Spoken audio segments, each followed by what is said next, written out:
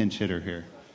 So I think to get us started, we just wanted to talk a little bit about kind of everybody's perspective from different regions of the world and different perspectives here, just about kind of where we are with the smart kitchen and are people actually ready for this stuff?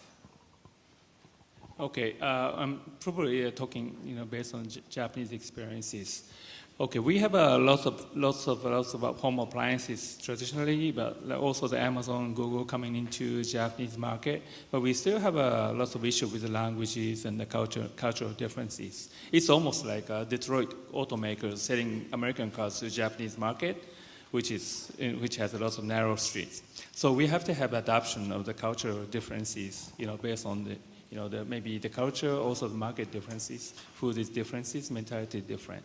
So in a sense, yes and no. It's, Japanese, market is ready for that, but also that we need a better solution for Japanese and also the foreign, the solution companies. Yeah, adding on that, I will say that, we're quite high up on the hype curve still, maybe on the way down a bit, but I think that users are ready for the smart kitchen solutions. It's more understanding the adoption and creating ecosystems to reduce the friction for shoppers. I think that, or users, the way that users now are confronted with a smart kitchen, I would say it's a bit overwhelming. You have the 15 apps for cooking and shopping and whatever, and then you have another 15 apps maybe for the different appliances that you have at home. And technology the last couple of years has moved so fast, so users may not be able to digest it all right now, but I think they're really committed to finding solutions in their home to reduce the friction in planning, shopping, and cooking, for sure.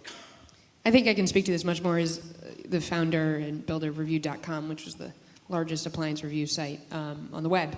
But I think that the regional trends in appliances are what makes it so fascinating, because the way we interact with our appliances has so much to do with our relationships with our mothers and what we were taught. And, like, no one can sell front loaders in the U.S. because there's this weird conception that top load laundry is better, or, ovens in the U.S. have to fit a turkey, right? I mean, like, you can't sell an oven that doesn't fit a turkey, preferably two. And so but then when you compare it to cell phones or cameras, which is what I started in 20 years ago, those are really globalized products, right? Without a lot of regional differentiation. And so the challenge, or the interesting thing is, try selling a non-gas oven to Italians, right? And so the challenge for smart products is, relative relationships with automation and tech, and then dealing with all these regional trends and perspectives on food and what food people consume. And, Suvie is very much designed for the Western palate. I mean, we can certainly refactor it for a different palate, but it's like one of its great features is it cooks pasta, right? And I mean, an Italian would never cook pasta in Suvie, but it's al dente, it's perfectly al dente. But, these regional trends are really hard to adapt to. Also, I just wanted to mention real quick, we would love to take audience questions, so please go on the Slido webpage, and if you have questions, we'll look for those and ask them during the middle of this. So next one, just to kind of work off of what you had to say, can you guys talk a little bit about what you see as some of the differences in the different markets that you either work in or live in, and regions, and how kind of that impacts things? As you know, the Panasonic has the huge global the footprints, we have more than 20 million, billion dollars market, the consumer electronics and the home appliance businesses. So we have actually works as a unified product like audio video, but home appliances is very much balanced, has a variances of the regional differences. For example, like a fridge, like American, a fridge is mostly 2 or 3 doors. In Japan, maybe 5 or 6 doors are popular. So it's a door competition. So how many doors at home, right? So it's a kind of differences because it's based on the culture, the culture and also the food, traditions. And also, probably Japanese are more demanding in terms of the freshness of the fish and meat. So we have a different compartment of the, in the fridge. So we, like Panasonic actually developed this special method to actually freeze and, cold the meat and fish. It's a little bit down, around like -5 degree. It's like a 30 or $29 Fahrenheit. So that actually they preserve like 7 days of freshness of the fish and meat. So those things, like a very meticulous differences, are very important for the Japanese probably in terms of the competition. But also if you go to the Southeast Asian countries, it's also different, other differences. It's not about like Asia versus Europe or it's more about like every country, every nation has the differences. And then like home appliances, as a food culture, we have to also, adapt those differences, especially in innovation world. Yeah, and you have to cater to those needs of those people and what they want. Yeah, I definitely see that there's huge differences in regions of Europe as well, being based out of Stockholm. Looking at how we use our kitchens, in Sweden we eat 2 hot meals per day to keep warm. In Germany they don't eat any hot dinners, so really the usage is quite different. And also in connection to being fragmented in terms of languages, it's apparent in Europe, right? But as voice is sort of a friction and a driver for connected appliances in the home, I would say that English-speaking countries have an advantage. Most of the companies are based out of US developing this piece of technology, so the relevance in going into Sweden at 10 million market with heavy investments backing that up, that may be a tough business decision to call. You'll most likely go into bigger markets because it's really I would say a business decision where you go next from really getting to know different language and the complexity that we learned during this conference in understanding voice from Amazon or Google representatives, right? Well, the one commonality I see, though, is, I talked about this a little bit earlier, but is that meal planning and preparation still largely falls on women wherever you go in the world. I was in Japan explaining to Suvie to someone, and this woman started crying. She was like crying because she was like, someone is going to, fix this problem in my life. And I think this is a challenge because so much of, the first 30, 40 years of technological development has been around IT and enterprise and kind of started in the office and very gadgety. And I think that the challenge is largely, again, men and women can use these products, but, you look at Thermomix, right, which you have to talk about in any kind of one of these settings, and it's loved by women, and it's sold from, by housewives to other housewives. It's a very different consumer than I think typical smart products, and I think that's universal. Another thing to add on that, what's universal in this, I would say that recipes are, so on any market that we look at, out of transforming recipes to grocery shopping experience, that is a stickiness in between markets as well. That powering the smart kitchen will, at least from my point of view, be recipes in some sense, in all aspects of, inspiration and planning, shopping, and then, of course, cooking as well. And I think you shared that as well from backstage, that's also similar from your experience in Asia. Yeah, exactly. So the food culture is not only just food and eating habits, it's more about like a whole lifestyle. So probably also the home appliances world, we have other things, right? It's a washing machine, other things.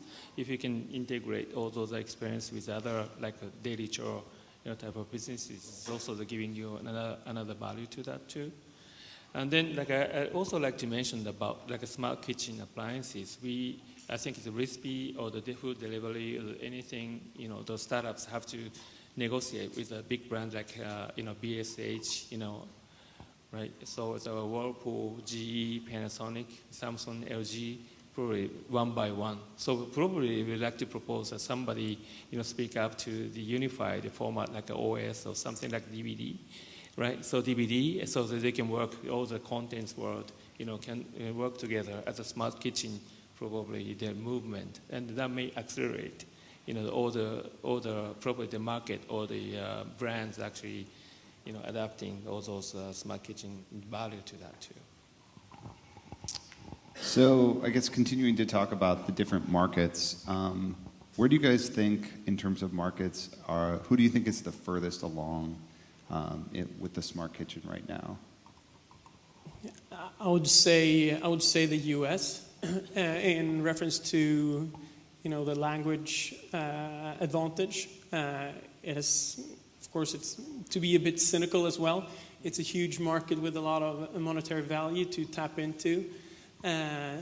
Going from the manufacturers down to having deep pockets, being able to customize your kitchen with connected appliances. So in that sense, I would say that U.S. is market number one. I would love to say like South Korea, that has a 20% market share of online grocery sales, but not quite there yet. So the question from the audience was, do you find regional challenges within the U.S. with your products? So I don't know if anybody's particularly selling. So the Panasonic actually has a wide range of the products in home appliances actually community, but in U.S. we have a kind of a challenge that we don't have major appliances. So we have a microwave and small appliances. So we don't really have an integrated story about that too. So smart kitchen world, probably it's better to have all the major and small appliances in one brand, but also probably, if you can work together with, the channel partners and all the retail partners, probably we can start like talking about, the new value delivery too. But the issue is probably in retail world and consumer electronics still, like big box retailers are very, very much dominant, and the Amazon coming in. So we have a challenge to deliver actually the value, message to the consumers. It's a big challenge in US especially. So the events like this, smart kitchen and the media, the help, it will be very, very good contribution. And to add on that, I would say, I think it's a major part with having, an holistic view of how shoppers or consumers use the food products. So step one, getting, connected appliances, actually buying the grocery stuff that you need. They need distribution chains. So in that sense, regional differences in the US, from my point of view, is, having partnerships with grocery retailers that actually do distribute nationwide and to everybody. I mean, there's certainly, we haven't shipped yet, but we certainly have sales data from the pre-sale, and there's definitely this kind of U-curve, who buys your product right now. And there's definitely regional food taste and trends. In our case, we're from New England, so we're largely, for the meal kit component, featuring local seafood. And we think Suvie's great for cooking seafood, so we want to sell a lot of seafood. We want Americans to eat more seafood. But, there's certain markets where they're just not going to eat a lot of fish. So dealing with those regional tastes are very challenging. Cool. Another good question here from the audience. So do you think that smart cooking and eating is a global trend? And if so, what are the key drivers for this movement in your region? So I think, as the Japan panels, like we had in lunchtime, like Smart Kitchen Summit Japan, was the second time this summer, was really, really popular. So the smart kitchen, actually, the community is getting, larger and larger in Japan. So we have a recipe company like a Cookpad. We have a, the consumer electronics company like Panasonic, and we also have a food producer companies, right?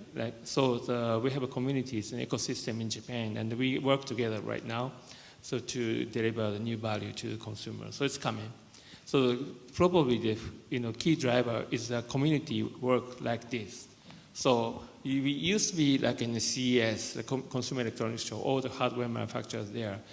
So, but it's only hardware. But here, like we have hardware, recipe, food producers, and the startups. Everyone's here, so we can talk each other to deliver new ideas and new value to the consumer. So that's, I think, a very much key driver right now. Yeah, I could build on that as well, because what I see from Europe is really the networking and partnering is the way to go, building user value. So CPGs, recipe publishers, and retailers joining forces in creating a good shopper experience. And, in reference to what I've heard during these 2 days here and comparing that to what I heard from appliance manufacturers last year, I think it's a completely different tone of voice in connection to actually partnering with competitors, with other stakeholders in the chain, really understanding that there's a user value to tap into rather than understanding the great internal capacities to produce excellent products. And I don't see that would change anytime soon, but rather, really escalate in scope. On the European perspective as well, with a lot of different markets, that's even more important, I would say, to understand grocery eating and recipe trends on different markets. So, yeah. I mean, and you have to say Kickstarter and pre-sale. I mean, every single one of these companies, Innova, all of us have done pre-sale, and it's still very expensive to build these products, and you cannot probably fund your smart appliance on just the Kickstarter alone. But providing that instant market validation, I mean, it's just magical to me that 1,300 people gave us $500-600 each, like a year in advance, because they believed in what we were doing and shared our vision. I mean, there's no way we could have done this without that validation, and that is enabling startups and innovation and ideas that maybe would never have made their way out of the boardroom in really exciting ways.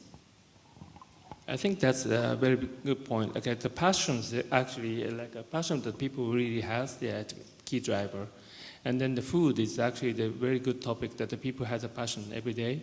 And then get together, talk about it, and then then we have a good ideas. So the passion and ideas, and then we need monies, right? So VCs actually seeing the value on this one, and they believe it.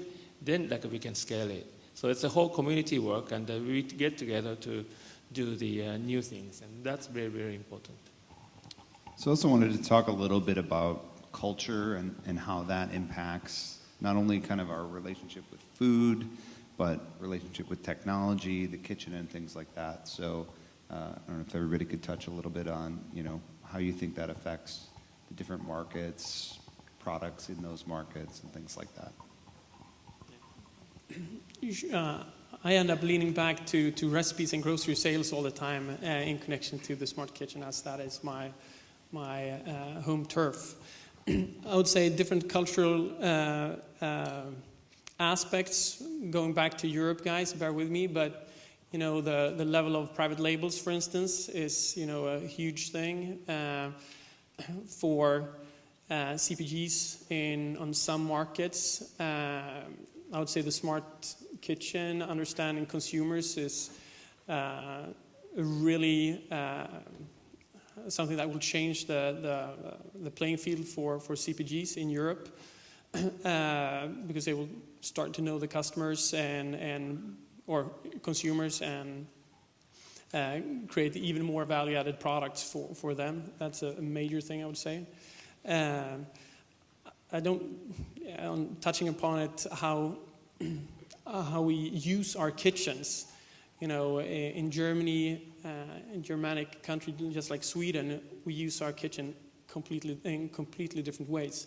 So that's basic market understanding. If you want to win in the smart kitchen space, you really need to understand the local variations as well going into a specific market. Yeah, I mean, culture is everything in appliances. There's nothing else. I mean, and food is probably one of the most responsive cultural kind of responsive things, right? It changes what we eat, right? I mean, you know, sushi wasn't a thing in the U.S. 25 years ago. And so how appliances respond to those cultural trends and is super important because, you know, what people want to put on the dinner and feed their families.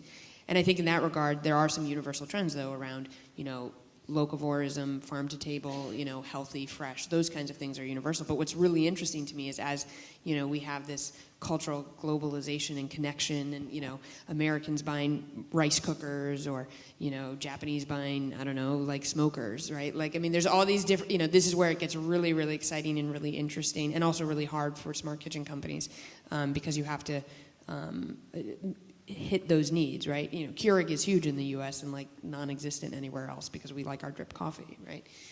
These trends are really hard to measure and find. So actually, as a Japanese manufacturer, so we also try to work on the Japanese traditional cooking methods. For example, rice cooker is one thing. We have a very much, you know, the meticulously developed, you know, software for cooking rice, depending on the kinds of rice. So each region has a different kind of rice. So we have like a researchers called rice lady. So they have all the different knowledge. So that rice cooker is actually getting popularities in Canada because the mainstream Canadian Caucasian market actually they started buying rice cookers, you know, the high-end rice cookers. So that's something happening. Technology is based on the traditional Japanese cooking methods. So that we are now tapping up on the another kinds of traditional Japanese cooking methods, for example, like a fermentation. So we, as a Game Changer Catapult, like a kind of initiative within the corporation to have an innovation, accelerate innovation. So fermentation kit and the fermentation devices might be in the, you know, some kind of a new technology based on the Japanese culture. And then smokers, you know, it's actually popular in Japan too. So the making you know, the smoking things. And then they have grinders, dryers for the food, you know, based on the, you know, tradition. So that technology is not only the new thing, but also technology actually leveraged on the old traditional wisdom, probably that can change the world in the future. So I guess last question to wrap us up, somewhere I wanted to end. So just kind of give your thoughts on what do manufacturers and retailers need to do to move towards the smart kitchen? Just one thing I already mentioned. We work together like this in this kind of events, and then like that we have a passion. So that's it. Yeah, as we are in red, I would say, you know, working together and putting the user first, creating an excellent shopping and user experience, because the potential is really to not only put great tasting meal on people's table, but also it's a matter of improving health for the many, I would say. Think outside the box, literally, like the 24-inch dish, the 36-inch oven, you know, the counter depth fridge. You know, think outside and approach it with a user-centric approach, not a appliance cutout approach. Sounds good. Thank you guys for your inputs here.